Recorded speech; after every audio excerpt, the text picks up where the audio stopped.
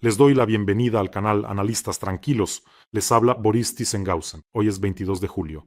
Las principales noticias hasta este momento. Están ardiendo otros 2 almacenes de Wildberries en Krasnodar y en Nevinomisk. Antes de esto, se incendiaron almacenes en la región de Moscú y en la región de Tambov. En total, ya han sido atacados 4 almacenes. Aquí tengo una pregunta inmediata. ¿Alguien realmente duda de que otros 10 se van a quemar? Es decir, en una sola noche, 2 enormes centros logísticos de Wildberries en 2 regiones vecinas, ambos de más de 100.000 metros cuadrados. Vamos a ver el video.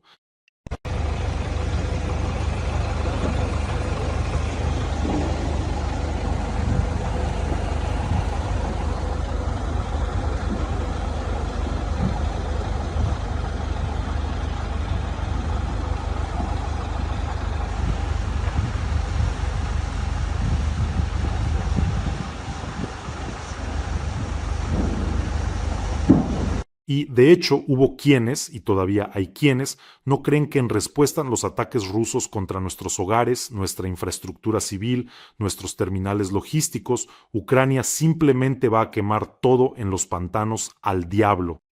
Creo que ahora ya empiezan a creer. Por cierto, fue un error no haberlo creído. Además, estos almacenes arden no menos que su homólogo en Electrostal. Arden simplemente, pero por lo visto también se quemarán por completo. Y por supuesto, en Rusia se levanta una nueva ola de lamentos. Ya hay cientos de videos de rusos que han perdido su mercancía, lloran, dicen que es terrible. ¿Qué hacer ahora? ¿Cómo vivir? ¿Tomaron créditos? ¿Y cómo alimentar a los niños? Y así sucesivamente. Eso no es terrible. Lo terrible es cuando tu ciudad es completamente borrada de la faz de la tierra, convertida en montones de ladrillos calcinados, cuando disparan directamente a las casas donde vive la gente. Eso es cuando lo pierdes todo lo que tenías. O cuando un misil ruso derrumba toda una entrada de un edificio y mueren familias enteras. Saben, creo que ustedes también recuerdan esos casos. A mí literalmente se me quedaron grabados en la memoria. Leópolis y Kryvyi Rih, año 2024. La diferencia entre esos casos fue literalmente de 2 meses. La familia Vasilevich y la familia Kulik. Es decir, en Leópolis, de toda la familia solo sobrevivió el esposo. Su esposa y sus 3 hijas murieron. Lo mismo ocurrió tras el impacto en Kryvyi Rih. Allí también quedó solo un esposo. Perdió a sus 3 hijos y a su esposa. A esa persona simplemente la sumieron en una pena sin salida. Además, en Kryvyi Rih, cuando llegó el misil ruso, la niña más pequeña tenía solo 2 meses. Es decir, esa persona perdió a toda su familia de inmediato. Eso es terrible. En un solo instante, toda la vida se derrumba. Y lamentablemente hay muchísimas historias así en Ucrania. Eso es lo que da miedo. Da miedo perder a tus seres queridos, a tu familia, a tus hijos, no que se quemen unos calzoncillos o toallas en algún lugar. Bueno, tal vez alguien desde fuera que no está en Ucrania mire y diga, miren, los ucranianos se alegran de que se quemen almacenes. Sí, tal vez, al menos después de esto, algunos rusos empiecen a comprender lo que han hecho. Ellos, el país. Es decir, no es solo Putin quien está en guerra, no es solo Putin quien lanza drones, de hecho, ni siquiera es Putin quien lo hace. Son miles y miles los que luchan. Los ucranianos nunca quisieron pelear con nadie. Somos una nación muy pacífica y hospitalaria. Pero Rusia vino a destruir Ucrania y a los ucranianos. Entonces, ¿qué deben hacer los ucranianos? Vinieron a ellos y les dicen, no existe tal país como Ucrania, no existe tal nación, así que ya está, los vamos a destruir por completo desde la raíz. En realidad, ustedes son rusos, solo que están perdidos. Vinieron a destruir a toda una nación. Rusia ha traído una enorme desgracia a nuestra tierra y cada día sigue matando a ucranianos. Eso es una verdadera desgracia en realidad, y no la ropa quemada. Y en cuanto a que en Rusia se quemen todos los almacenes, si eso permite terminar la guerra, aunque sea un minuto o una hora antes, entonces que así sea. Por cierto, yo advertí que lo iban a quemar todo en los pantanos. Por alguna razón no lo creyeron, pero esto es solo el comienzo. Y por supuesto será mucho peor para los rusos. Por cierto, amigos, no se olviden de suscribirse a este canal. Siempre lo digo, cuantos más seamos personas sensatas, mejor. Estamos luchando contra la propaganda de Putin. Hacerlo juntos será mucho más efectivo. Así que no lo pospongan, pueden hacerlo ahora mismo, suscribirse En su momento, el comandante militar británico, mariscal de la Real Fuerza Aérea, Arthur Harris, dijo lo siguiente, que encaja muy bien con el día de hoy. Los nazis entraron en esta guerra bajo la ingenua ilusión de que bombardearían a todos los demás y que a ellos nadie los tocaría. Sembraron vientos, ahora cosecharán tempestades. Él dijo esto el 3 de junio de 1942, poco después de la primera incursión, creo que así se llamaba, la incursión de los 1000 bombarderos. ¿Bombardearon la ciudad alemana de Colonia? Sí, y allí también vivían alemanes en las casas, pero la actitud hacia esos bombardeos es ambigua. Pero Harris expresó una idea muy clara y correcta, que los nazis pensaban que nadie los bombardearía en respuesta. Harris fue uno de los principales líderes de esa campaña aérea estratégica contra la Alemania nazi, en general el Madjar de esa época. Bueno, y Ucrania y los ucranianos son verdaderos héroes, simplemente están rompiendo la estrategia de Putin de manera asimétrica. Y en cada emisión tenemos una colecta importante para las fuerzas de defensa de Ucrania. Hoy continuamos la colecta para puestos de mando móviles para nuestras fuerzas de defensa antiaérea. Eso significa que en esta colecta nos queda por reunir menos del 10%, es decir, casi nada. Si nos esforzamos un poco más, cerraremos esta colecta. Para nuestros cazadores de drones rusos y para quienes derriban misiles que vuelan hacia las ciudades ucranianas, para varias unidades de defensa antiaérea y la Brigada de Cazadores número 152. Los soldados grabaron un mensaje en video para ustedes. Por favor, véanlo. 152-га єгерська бригада та підрозділ перехоплювачів БПЛА Повітряних сил України звертається до канала Бориса Тізенгаузена та його підписників. Ми продовжуємо збір на 2 командних пункти. Залишилось зовсім трошки. Допоможіть нам це зробити з подвійною силою. Разом тримаємо стрій і захист нашого неба. Слава Україні! Героям слава! Слава нації! Смерть ворогам! Україна! Понад усе! Ayudemos a nuestros titanes. Enlace de colecta en la descripción. Hay Mono, Private y PayPal para ayuda internacional y un código QR en la esquina para otros canales. Es decir, con el código QR siempre se puede acceder a la colecta.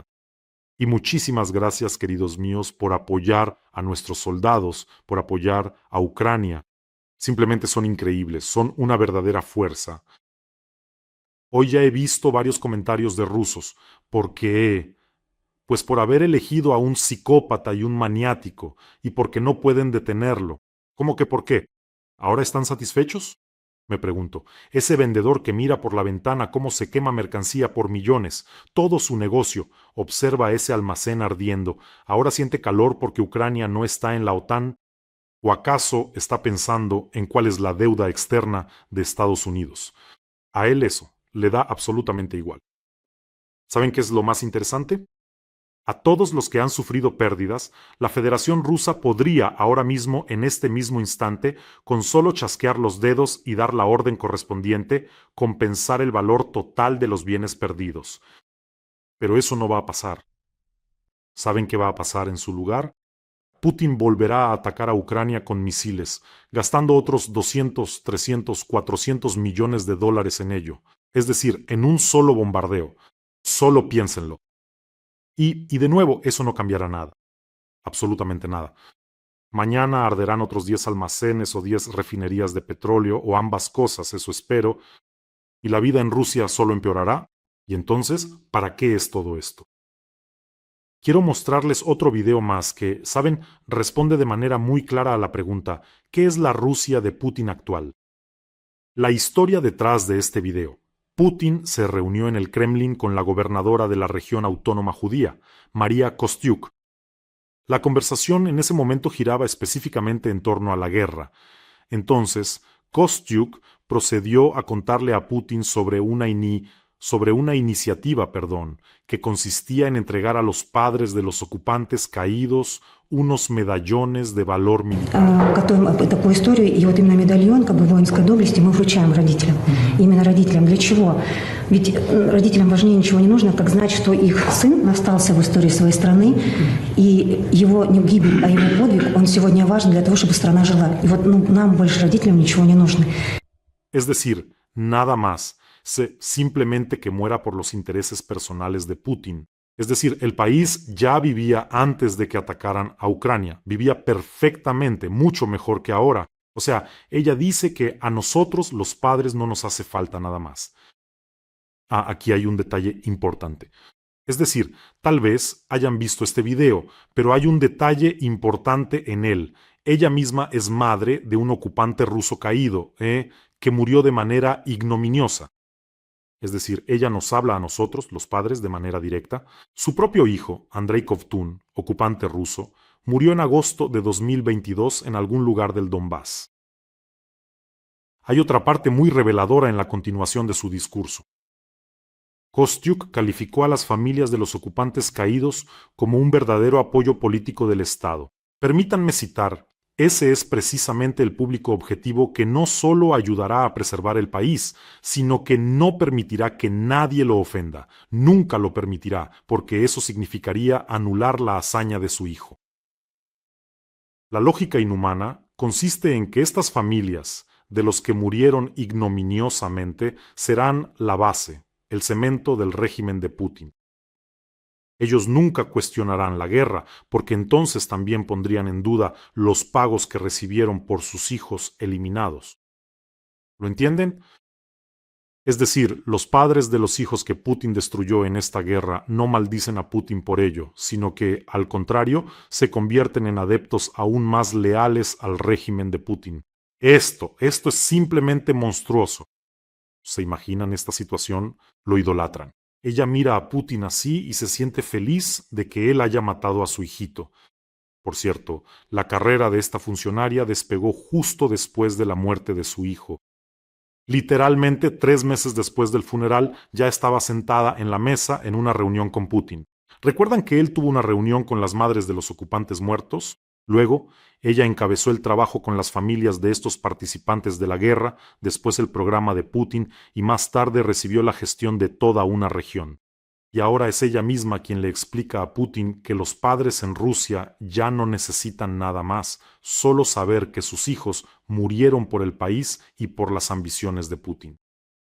¿Creen que eso es todo? ¿Que esa es toda la locura? Saben, cuando abro las noticias de la Federación Rusa, me parece que simplemente se ha abierto un portal al infierno. Otra noticia más. Aquí hay que leer con atención. Un motociclista ruso, que se hace llamar a sí mismo biker, es decir, un motociclista ruso apodado El Cirujano, llegó a la inauguración de un monumento a Stalin en Cherepovets y llamó a Rusia una motocicleta gigante en la que, cito, nosotros, abrazando al Salvador, volamos hacia los cielos. Esto no es una broma, por si alguien no lo sabe, este cirujano, esos nocturnos, unos vampiros o lo que sean, en fin, ese grupito biker pro-Kremlin cercano al poder. No hay que llamarlos bikers, eso lo dicen los propios bikers. A lo sumo motociclistas. Pero eso no es todo. Este cirujano le agradeció al gobernador de la región de Vologda, Georgi Filimonov, por su intelecto, señalando, cito otra vez, que solo los boxeadores podían convertirse en tales intelectuales. Este Filimonov resulta que es boxeador y gobernador. ¿Qué está pasando ahí? Por cierto, Stalin habría enviado a este cirujano al menos al Gulag por la frase sobre El Salvador, abrazando al Salvador de Rusia. Bueno, piénsenlo, Rusia es una motocicleta gigante donde abrazando al Salvador volamos hacia los cielos. Pues cuanto más rápido se vayan todos ustedes al cielo, mejor. Simplemente no lo sé, aquí no se puede distinguir una locura inventada de una noticia real. Entonces Bloomberg escribe que Rusia está dispuesta a volver a las negociaciones con Ucrania solo después de que Putin logre el objetivo de tomar la región de Donetsk. Según una de las fuentes, el Ministerio de Defensa de la Federación Rusa aseguró a Putin que podrá establecer el control total sobre el Donbass para finales de año. Pues ahí tienen la respuesta para los rusos. En más de 4 años no pudieron cuando Ucrania ni siquiera tenía drones ni misiles al principio y ahora, fíjense, dicen que podrán en medio año cuando Ucrania cada día golpea más y más fuerte a la Federación Rusa. Está claro, así es la lógica. ¿Saben qué? Vamos a resolver un problema matemático muy sencillo. Aquí va una sencilla, literalmente, no sé, de tercer grado. Del 18 al 22 de julio, es decir, en 4 días, en Rusia se incendiaron 4 grandes almacenes de Wildberries. ¿Cuántos almacenes más podrían incendiarse antes de que termine el año si Madiar no baja el ritmo? ¿Qué opinan ustedes? Está claro que en Rusia ni siquiera hay tantos almacenes, pero de todos modos escriban sus respuestas en los comentarios. Es decir, para fin de año, como le promete el Ministerio de Defensa, conquistaremos, tomaremos el Donbass y él ya no tendrá ni refinerías ni almacenes. Luego algo más pasará. Creo que no quedará nada, todo se quemará. Pero al menos le dicen que tomará el Donbass. El año pasado le decían, hasta finales del año pasado se lo prometió a Trump 500 veces, que ahora lo tomaremos, que lo tomaremos en verano, que lo tomaremos en otoño.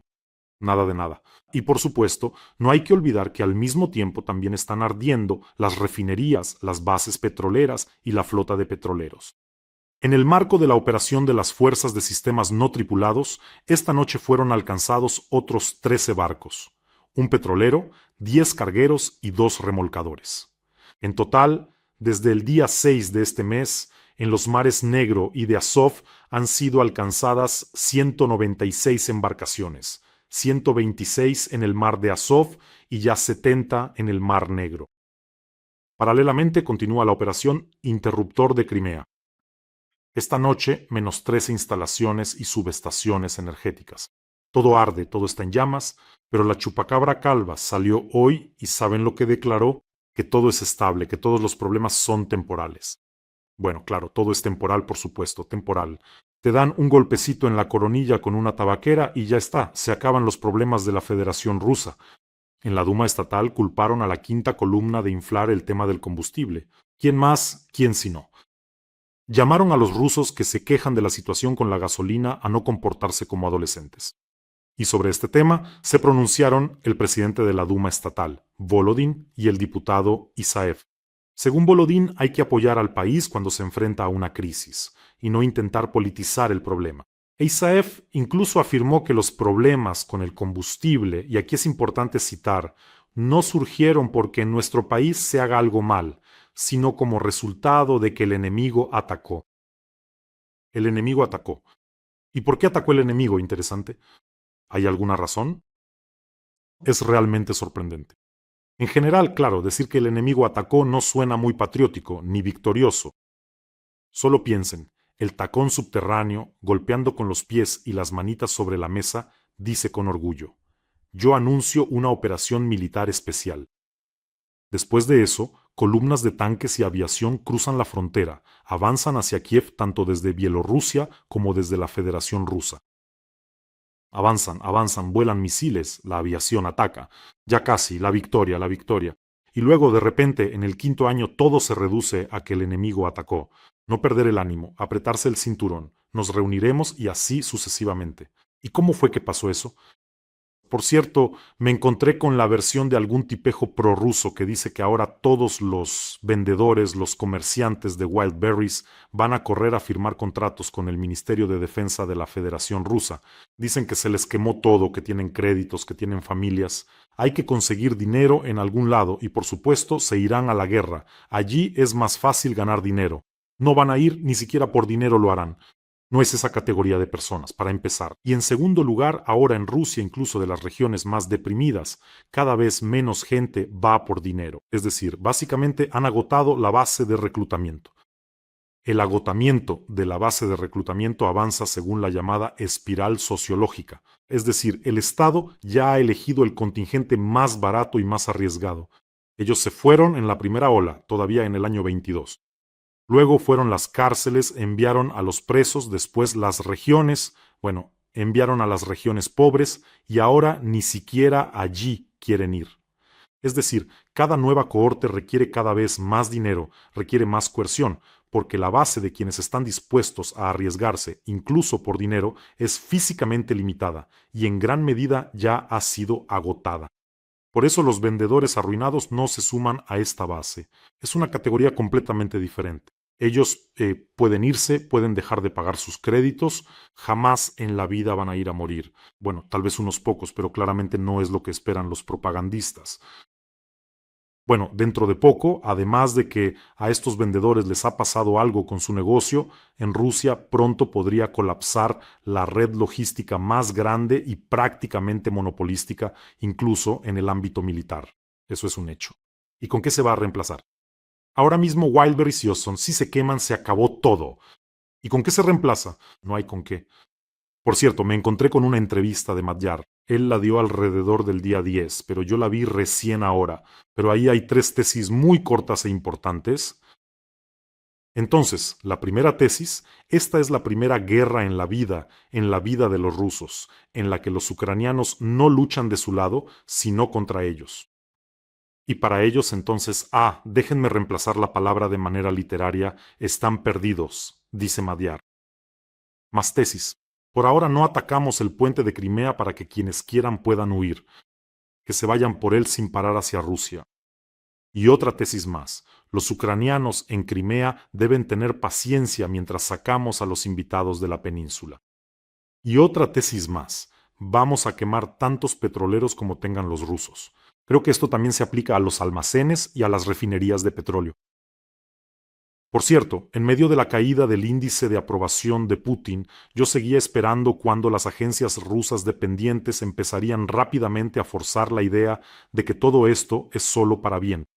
Entonces, ¿saben lo que declaró Betesiom? Resulta que los rusos, al parecer, se han vuelto más felices en medio de la crisis del combustible. El nivel de felicidad en la sociedad rusa ha aumentado, a pesar de la crisis del combustible, la aceleración de la inflación, los ataques de drones y la pérdida de negocios, según afirma el estatal Betesiom.